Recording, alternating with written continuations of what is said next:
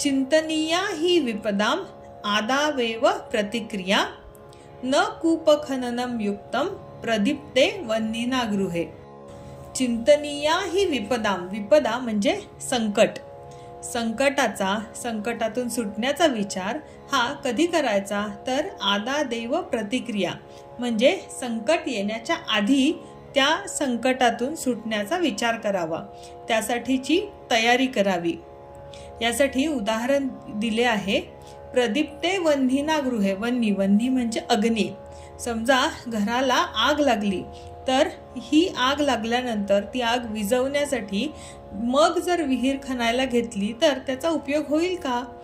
म्हणून आपत्ती येण्यापूर्वीच त्यावर उपाययोजना करणे गरजेचे असते।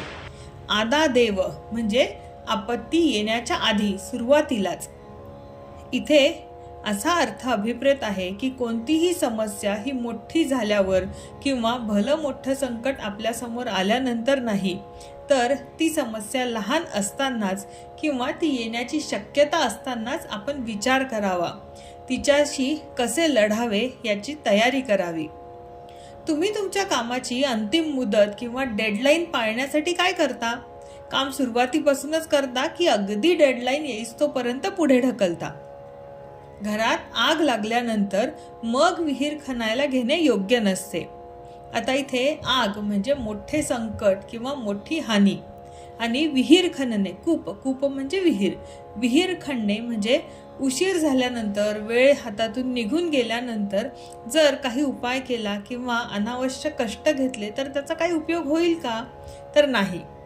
जर तुमच्या घराला आग लागली असेल तर त्यावेळी तुम्हाला पाणी लागेल, त्यावेळी विहीर खणायला लागला तर आग विझण्याऐवजी तुम्हीच त्यात जळून जाल।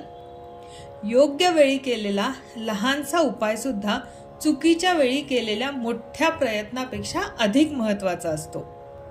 मित्रांनो, या सुभाषिताचा संदेश अगदी स्पष्ट आहे।